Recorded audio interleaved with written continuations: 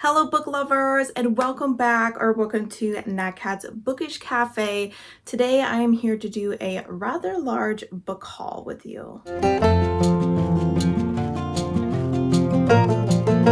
All right, so I believe the last time I did a book haul was possibly back in February because I track my books that I purchase and how much I spend on them. And my little note says that the last book I hauled in a book haul was one that I purchased in February. So I'm assuming that's around the time that the last haul happened. So it has definitely been a few months. I meant to do a haul sooner so that I didn't have so many books to talk about, but I kept just pushing it further and further back. And now we have, I believe, like 43 books to talk about. So there are quite a few. I will say that about 8 of those are one series where the author had put the Kindle books on sale.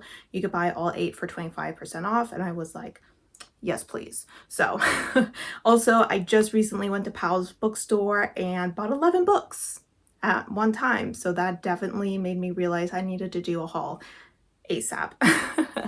But without further ado, I'm going to go ahead and go into these books that I've purchased. I do have them in the order for the most part that I purchased them. We will be starting off with a couple of pre-orders that have recently come out, but I did pre-order them back in February, I believe, kind of when Barnes & Noble was doing their 25% off pre-order sale, and then we'll just go in the order of which I purchased them, finishing with those books that I purchased at Powell's.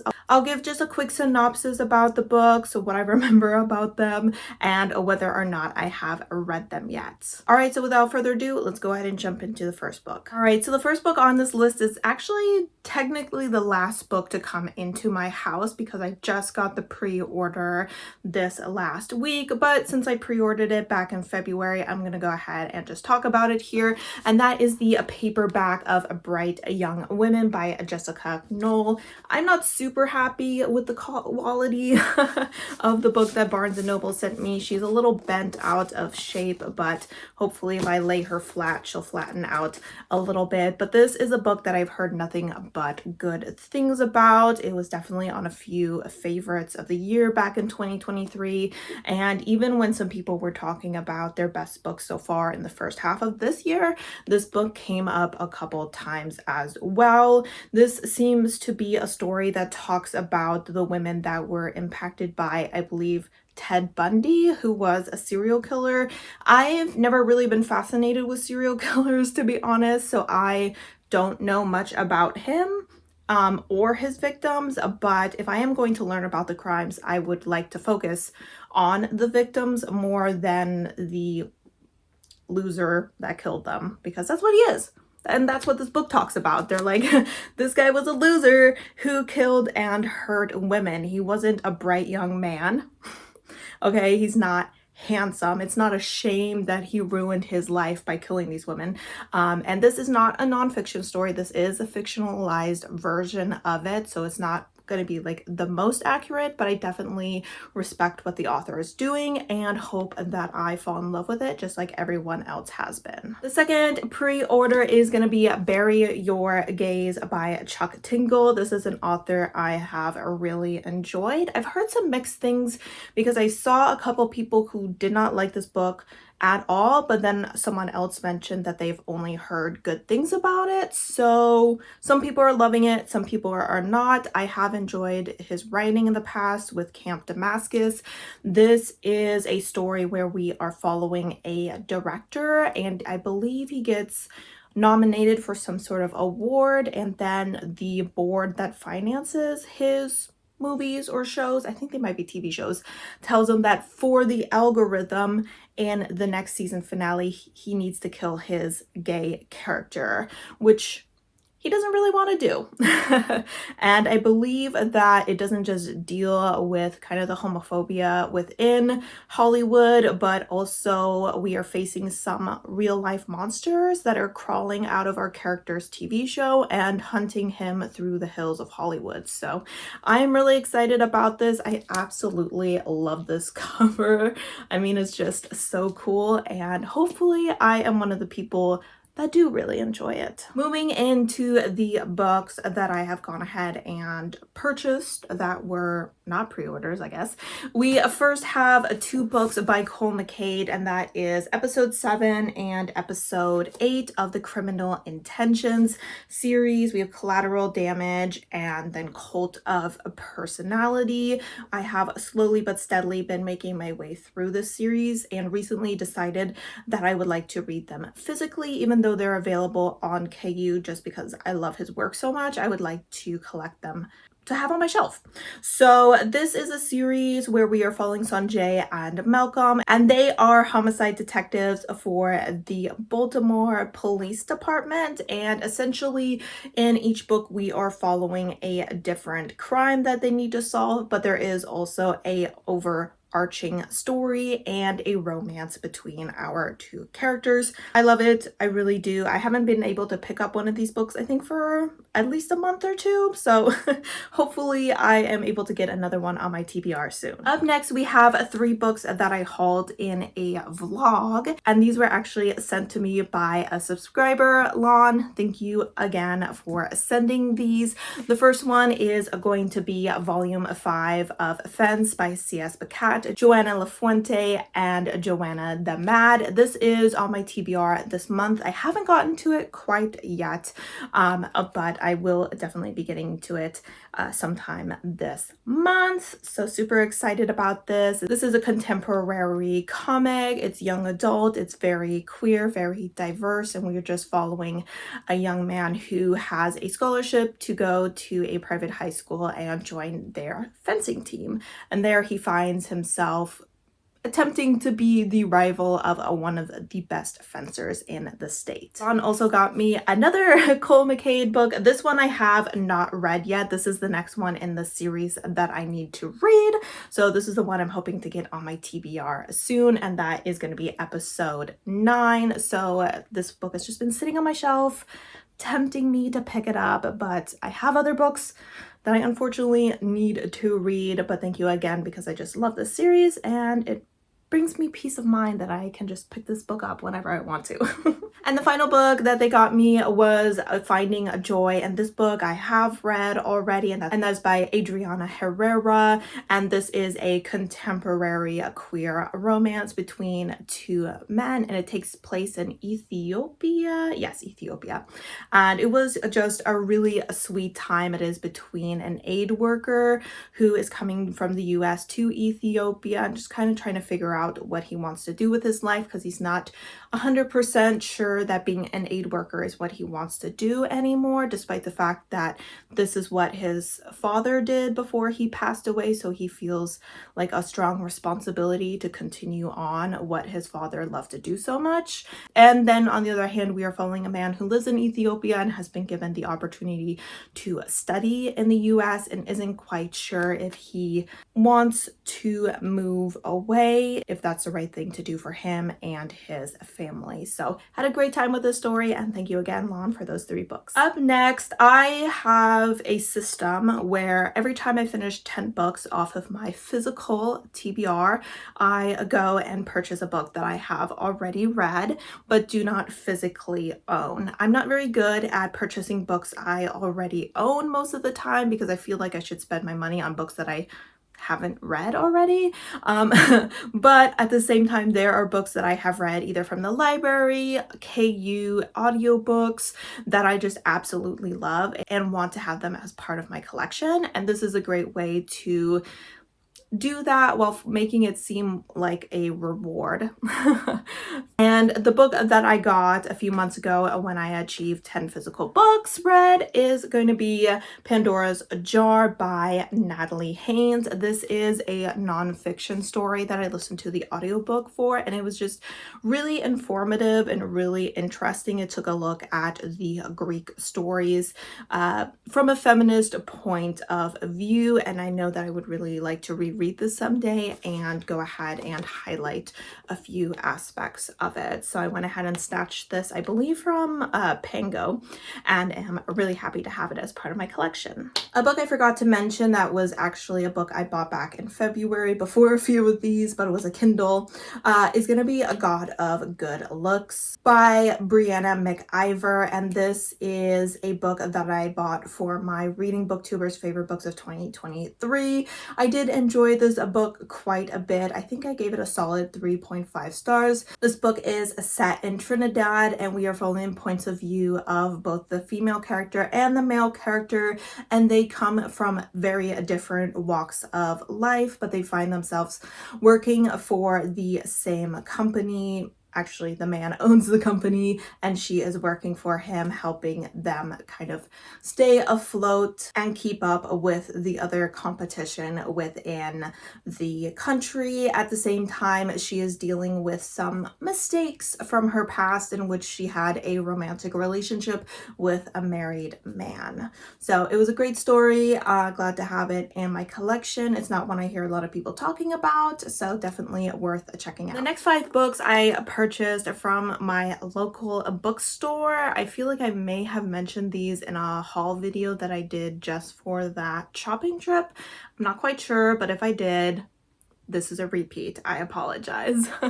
But the first one is going to be Our Missing Hearts by Celeste Ning. I went ahead and picked this up because I absolutely loved her story, Everything I Never Told You. So I want to go ahead and pick up her other work. This story seems like it might have a slight magical realism aspect to it. We are following a young man whose mother had disappeared or left many years ago because she was an author and her books started to get banned, and so she left because of that, and he's always kind of held it against her that she chose her writing over him and his father. However, one day he comes across a letter from her and that sets him on a journey to try and find her. So hopefully I love the characters as much as I did in her other book, and that the story just grips me and gives me all the emotions that I'm looking for. Up next we have Imogene, obviously by Becky L. Bertali, and this is a young adult contemporary queer story. It's kind of a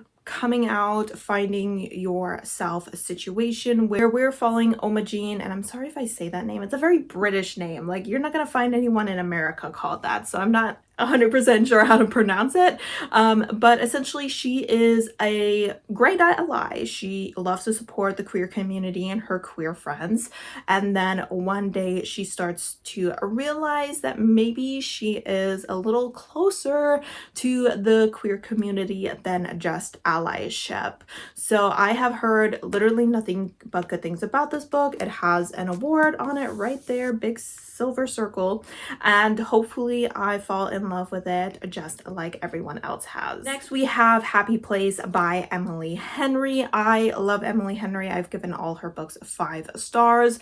I am a little behind on her work because I refuse to purchase the hardbacks of her story. So when the paperback came out, I went ahead and snatched it up, and hopefully I get to it this year. The summer is kind of coming to an end and I haven't quite been able to read it, and it's definitely giving summer vibes, but I will read Emily Henry at any time of year. I believe this is kind of a fake dating situation where it's more like a pretending to still be dating situation where our characters had broken up, but they and their friends are having a final vacation at a place that they have gone many times before, and they just don't want to ruin the mood with their breakup, and so they pretend to still be together, and obviously they still have some feelings for each other. This seems to be pretty universally Emily Henry's least favorite book, so I am a little nervous to go into it. I have to admit that the synopsis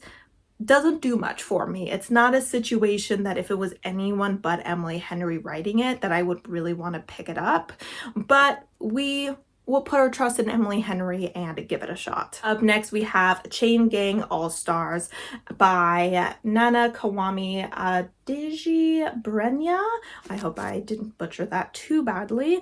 This is a sci-fi story with heavy commentary on the American prison system. It's giving gladiators, it has lesbians, and it has a lot of commentary on consumerism as well, I believe. So I am definitely intrigued to check this out. It has been getting very good reviews so far, and it definitely seems like something that is up my alley. Hopefully I'm speeding up a little bit with my reviews, because I feel like there in the beginning I was like just dragging it out a little bit too much. We gotta keep it short and sweet here, guys. We got a lot of books to work through.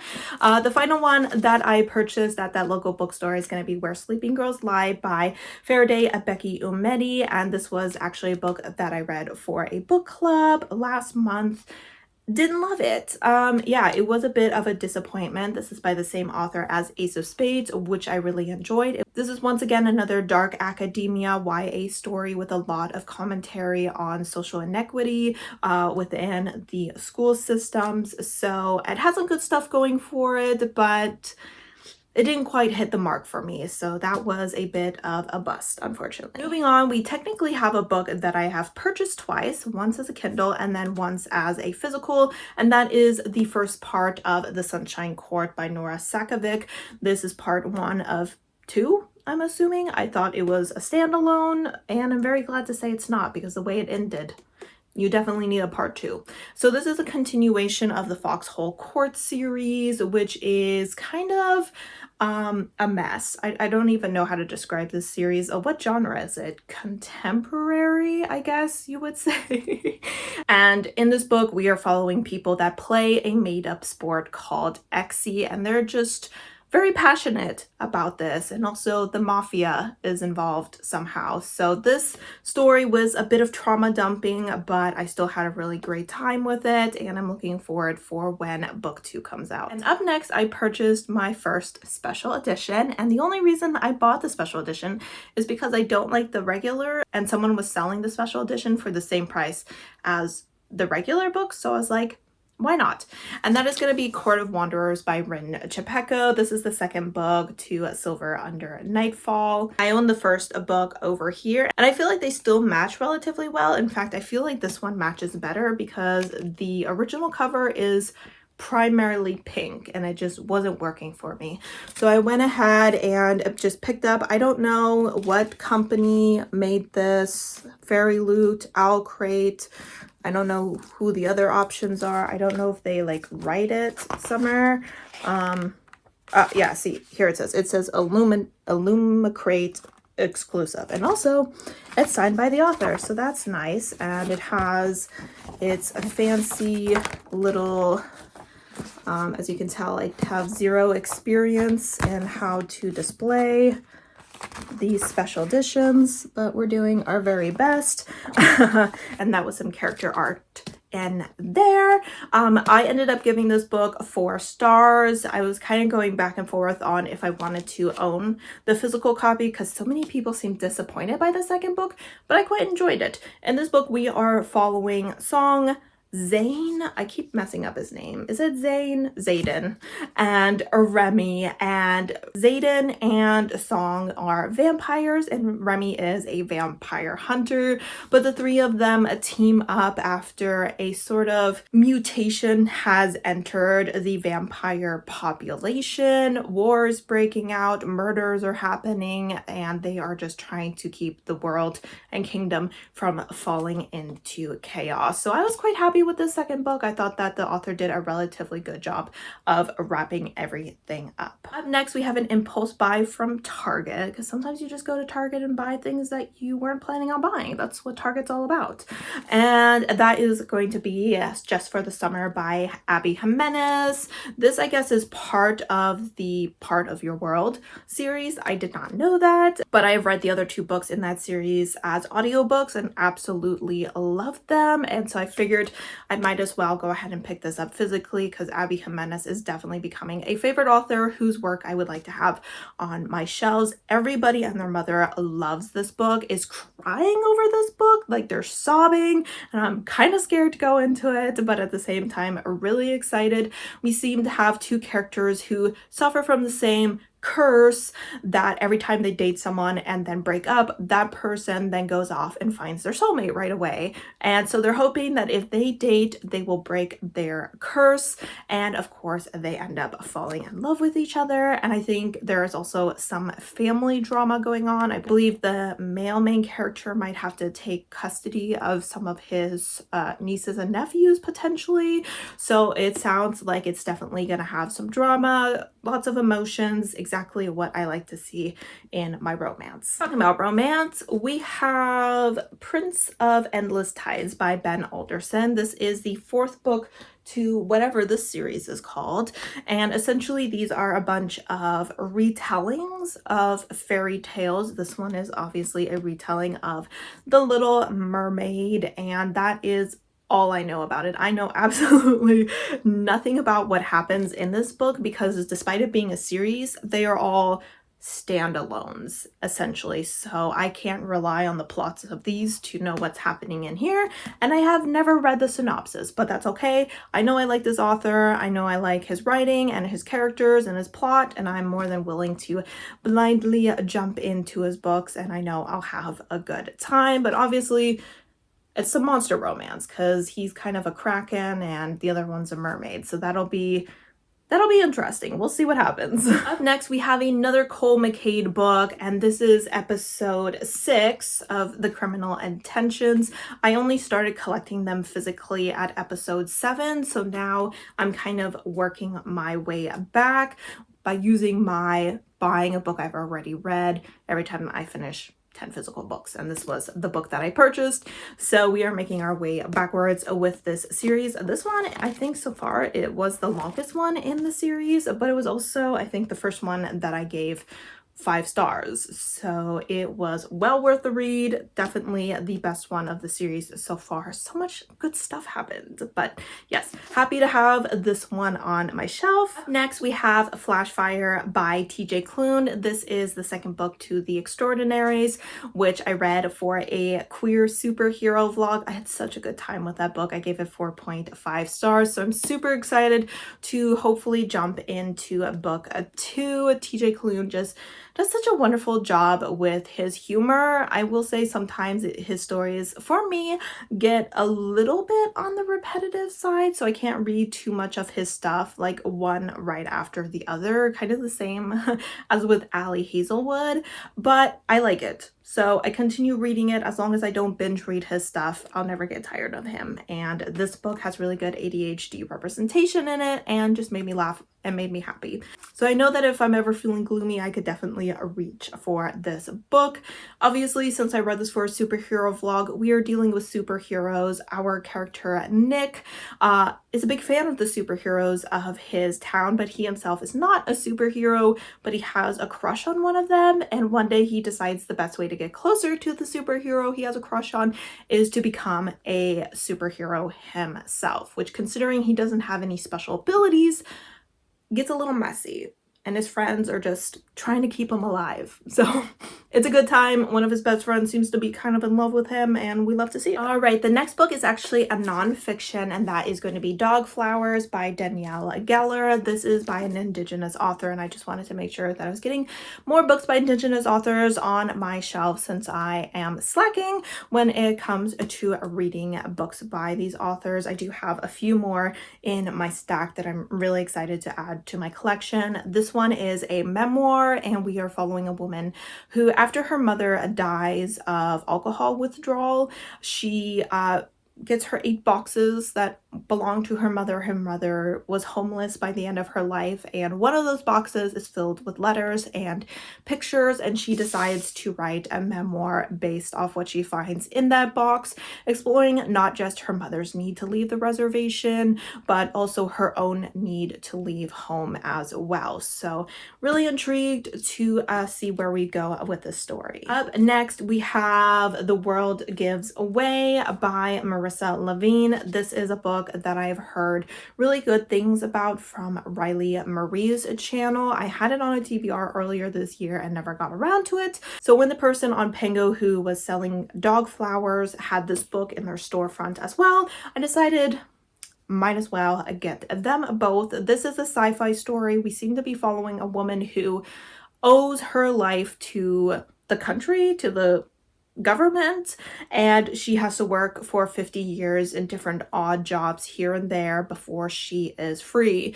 And one day she gets assigned to work for a very wealthy family, and then I think that family might get killed, and she and that family's young child go on the run from whoever tried to kill the family, and we follow her point of view as well as a detective who is following her. This all takes place on a spaceship that is built like a planet, so essentially a man-made planet. So that sounds really intriguing to me, and hopefully I love it. All right, and then when I was doing my August TBR, I got a prompt to purchase a book, and I did, and I ended up purchasing Summer Suns by Lee Mandello. This is I never double checked if it was adult or young adult. I always kind of say it's new adult because it seems like our characters might be about college age, and it does seem like it is a relatively dark story.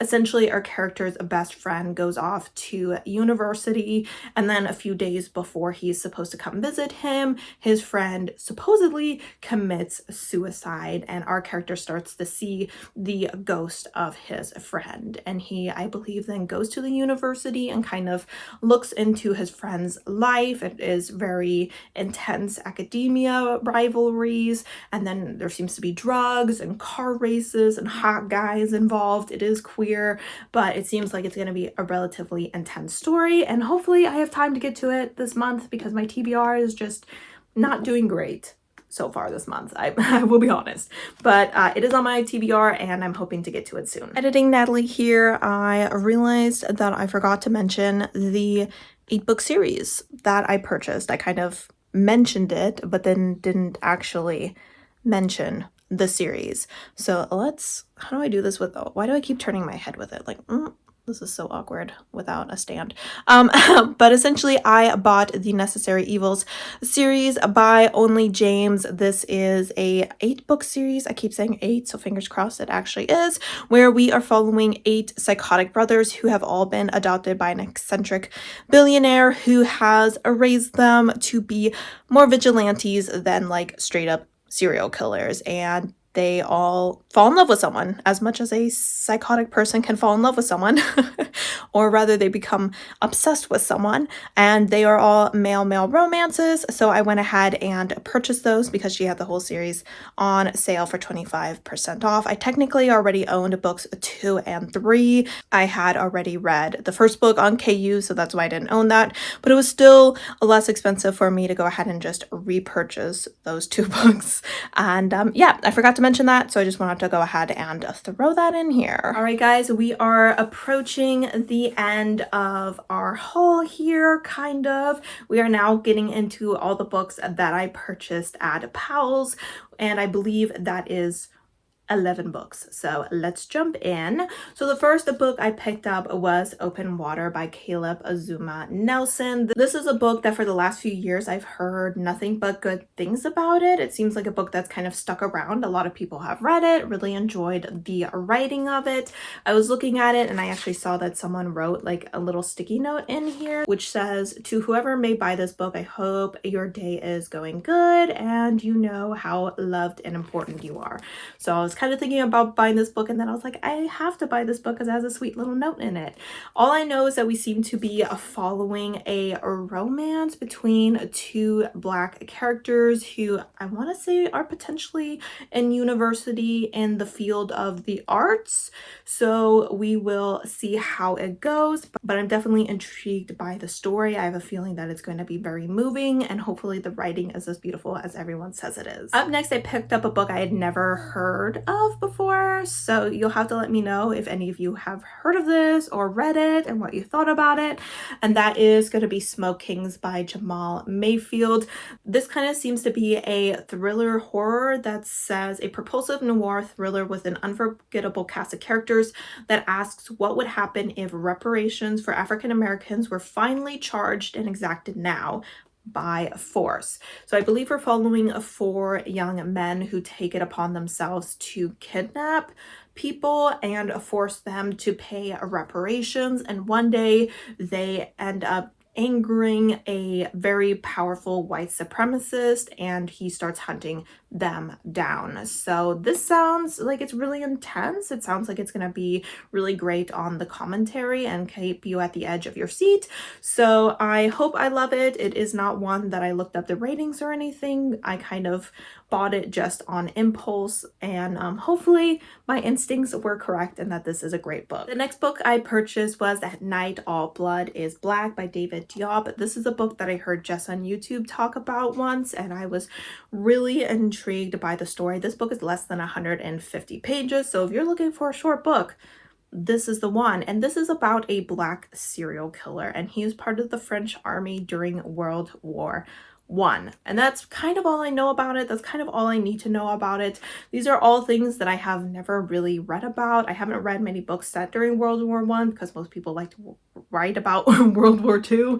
And I've definitely never read a book about a Black serial killer. So I'm very excited to check out this tiny book. And in fact, if you have seen my fall TBR, this book was on it. Up next, I picked up a couple books by Indigenous authors. Like I said, I'm trying to get more on my shelf, so when I'm doing my TBR, I'm more likely to actually get them on my TBR since I actually own the books. And this one is by a debut author. I believe he's part of the Cherokee Nation. Yes. And this is called Calling for a Blanket Dance. And his name is Oscar Hokea. I hope I pronounced that correctly. And this seems to be primarily a literary fiction where we are following a young man who is kind of having all different voices from different family members telling him what he should do with his life. This family is part Mexican, part Native American, and his father one day when coming across the border from Mexico gets attacked because I suppose they suspect he's not legally there. And so because of this, he's unable to work, and our character's mother has to start working more. Things get really stressful.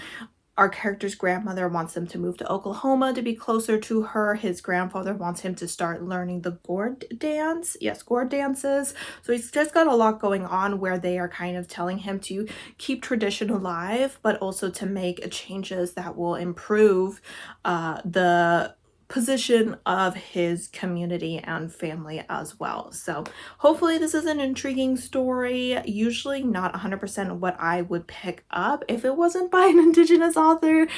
Sometimes when you're trying to read diversely, you have to pick up things that you wouldn't always want to read. Literary fiction is not my favorite, but every once in a while I feel like if it hits harder than any other genre can hit. So hopefully that is the case with this story. The next book is by an author I have actually read before, and that is War Dances by Sherman Alexie. I read this author's other short story collection, The Toughest Indian in the World. This is another short story collection by him.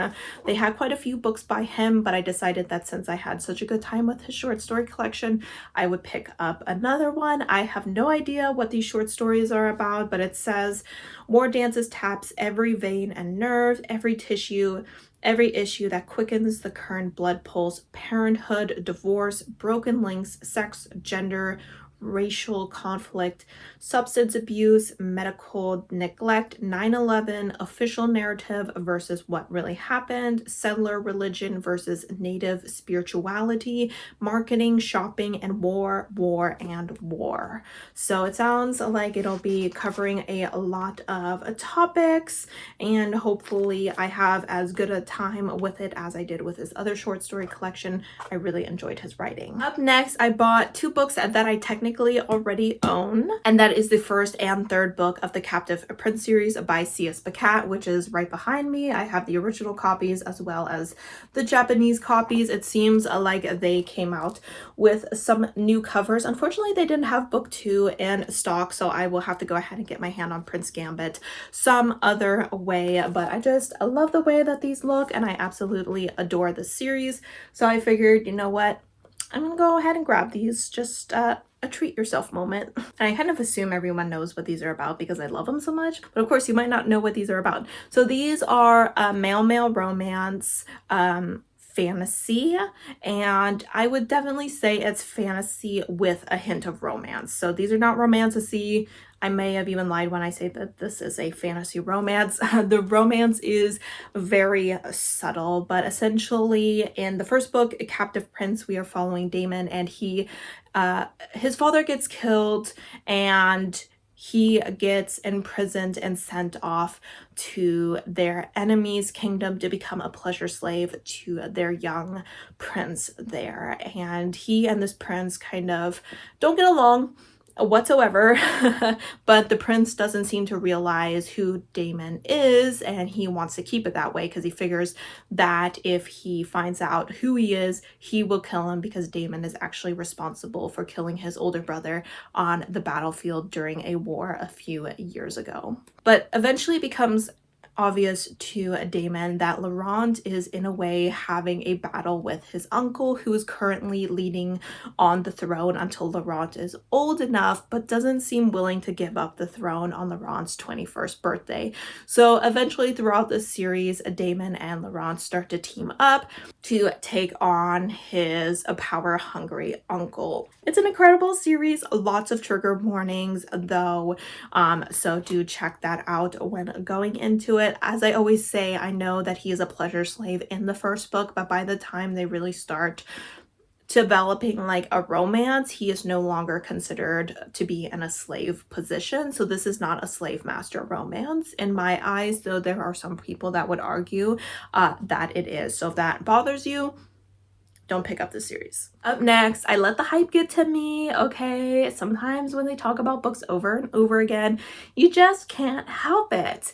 And what can I say? I want to be a cowboy romance girly too. So I went ahead and picked up Done and Dusted by Lila Sage. I think these covers are a lot of fun, and everyone and their mother seems to love this story. They seem to love the second one as well. So I was like, you know what? Let me give it a try. Let me see if I like it. Sometimes with contemporary romance, I noticed just based off of the last two that I picked up, I just have to be in the exact right mood, and it just has to not do too many things to annoy me, which, especially when it comes to straight romances, straight couples just be doing annoying things. I don't know what to say. I don't want to seem homophobic against straight people, but as a straight person, sometimes when it comes to romance, we just but everyone loves this book. I don't really know what it's about. We seem to be following a girl who's coming back to her small town, and it might be a brother's best friend kind of romance situation.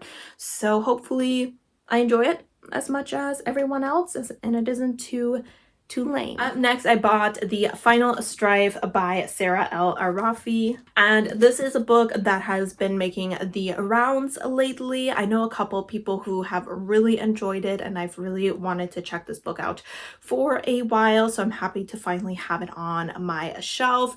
This is a fantasy story. Other than that, I don't remember anything. It looks like there's going to be some trials that are going on, and other than that, oh, it looks like it might be a situation of different levels of power have different blood colors. So I'm intrigued. I've heard really good things about it. A lot of people are talking about the author's other book, Faeborn, I think it's called. That one I'm a little less interested in because I don't really like fae stories, but if I do really enjoy this series, I will of course check it out. Second to last book, guys, here we go. Another book by an indigenous author, and that is A Trail of Lightning by Rebecca Roanhorse. This is the author of Black Sun, which I believe is her more well-known series. So this book is set in a post-apocalyptic setting where the gods and heroes have have returned to Earth, which would be great and all if the monsters didn't return with them. And we are following our main character, who seems to be a monster hunter, and one day she has been tasked with locating a lost child, and she teams up with whoever this guy is, and they set off on a dangerous journey to find her. So I have heard relatively good things about the story from people who have read it.